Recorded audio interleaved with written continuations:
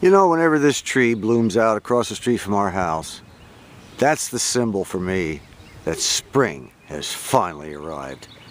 Oh, it's just great. The bees are just working it over. It's our neighbor's tree.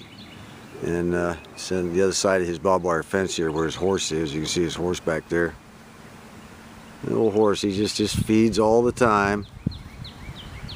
But this is it for me right here. Really, I think it's just a neat looking tree. Old scraggly thing. The old apricot tree also for us is really a nice symbol of spring. I'm going to be taking down the that old peach tree over there. I guess I'll probably do it this coming weekend. I just ran out of time and energy on that hoop house. That was an exhausting project. But let's go take a look at how our apple tree is doing here. I planted the apple tree to take the place of the peach tree. Ooh, my goodness, I actually got a bloom out of it. Let's take a look here. Yeah, I planted this last fall. Picked it up at the local grocery store. Well, she's going to live, I guess. Look at that thing budding out. Wow. All right. This poor old peach tree, it's had to lick. And this year, the old yard seems to be covered with snow in the spring, but it's not. Those are white flowers. You know, we have a few yellow ones. Last year it was mostly yellow and purple, if I remember. This year the white ones, I guess it's their turn. Anyway, we do have a few purple ones down in here. I really like the way the wildflowers. Well, I'll tell you what, let's finish up this hoop house business. It is time to put the final touches on our hoop house. The last video we got the plastic on, and this end needed to be adjusted a little bit, and I've got it pretty well adjusted. But we need to put some ropes over the top, about 3 of them, with stakes on each side to kind of hold it down in case any high winds come, okay? So here's how we're going to do that. These are the stakes I'll be using. I picked them up at Lowe's, I think practically free. And I'm boring a hole quite a ways down on the end because I don't want the stake to split while I'm banging it in with the hammer. You know, you put them up near the end, you get a pretty good chance that it'll split. And this is the rope we're going to use. So I'm going to run the rope through here, tie a couple of knots, and then take it out and pound it in the ground, throw it over, and run it through a hole in this stake or one of the other stakes on the other side. That's the way we're going to do it. We're just going to go ahead and pound it on in pretty far, and then the cord will not go through the hole. On this side I found that I had to make a little bit of an adjustment. I had to drill a second hole and then run the cord through the bottom one and then back through the top one and then go ahead and tie it off with the rope going over the top. The reason for that is the kind of rope I'm using. I'm using this vinyl stuff.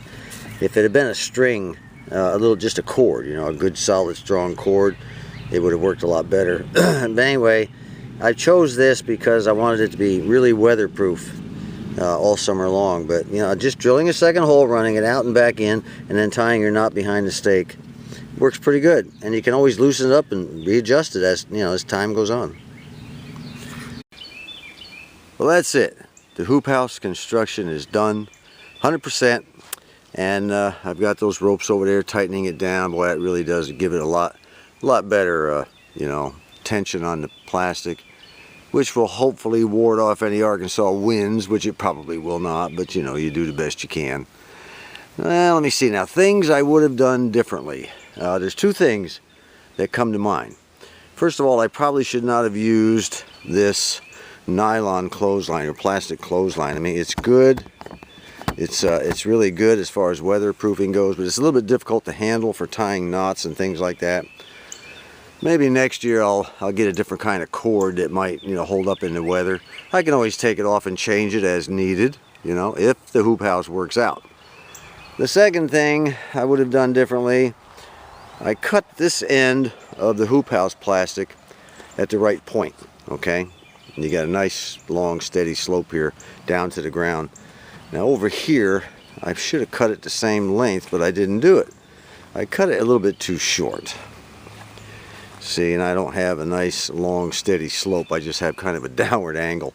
So next time we'll cut it real long and bring it down so I can tie it so it'll slope down at an angle here. But that's there. Both of those issues are no big deal. Now I may have to wind up putting another cord over the top of the hoop house on each end, just like I did here. Have to put one here and maybe put one down there at the end. I don't know. We'll have to see how it holds up in the wind, stuff like that. First experience. Well, that's it, folks. Some of you, you know, may want to try to build something like this. Just keep in mind, it doesn't have to be this big. You can have like a 2-hoop house, you know, and or a 1-hoop. It doesn't matter. And you know, the beds that I made, the 3x6, you could, you know, make them 3x3. You don't have to make them, you know, that big. But I plan to plant a lot of veggies in there. I may have to wind up even making one more raised bed in there. I don't know. But this is my first stab, and we're going to see how it goes. Before heading off to work, I thought I'd go ahead and plant our first crop. And we're going to make it radishes. I have some Crimson Giants that were sent to me by Ansel last year. I still have a pack of those left. Matter of fact, I got 2 packs. And I also decided this year to grow some organic radishes. These are called French breakfast. Never seen anything like that before, so I'm going to give that a try. It looks pretty tasty. And I always like white radishes. I've always liked the white, what we used to call icicles. And they call theirs white icicles too. Maybe that's the actual name, I don't know. So we're going to use this bed here, about half of it, to grow our radishes. Now one thing I'm going to do that I have not done before, and I read about this on the internet, I'm going to pick through the seeds. And if the seed looks withered and small and crappy and junky, it's not going to be planted. I'm only going to plant the fat, healthy looking seeds, okay? We've got 3 rows of the icicle, 3 rows of the French breakfast, and 3 rows of the red or giant crimson, I think they call it. And now I'm going to just cover it all up and give it a good spray down.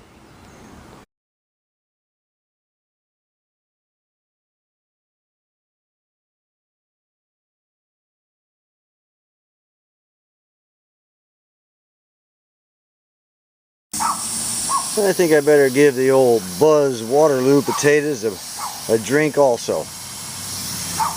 By the way, once again, has anyone heard from old Radio Al? I can't. Did he already move to Costa Rica or something? Did a sinkhole swallow him up? Oh, this is not good. This is not good, Al. You gotta participate, son. You gotta at least say hello once a week, twice a week, 4 times a week. That's an essential, okay? You know, just that few minutes in the hoop house planting those radishes, I about sweat to death. And I've got to go to get a shower and everything, get ready for work now, so I decided it's a little bit too hot. Radishes and potatoes are both, you know, cool weather plants, and we can't have it scalding hot under there, so I've raised up both sides using these spring clamps that I told you about. You know, it'll just hold it up real good. And when I come home tonight, I'll probably just lower them down. Tomorrow I'll raise them back up, keep nice air through there. Next thing we're going to be planting is the tomatoes. Well, that's it for now, guys. Until next time, this is John.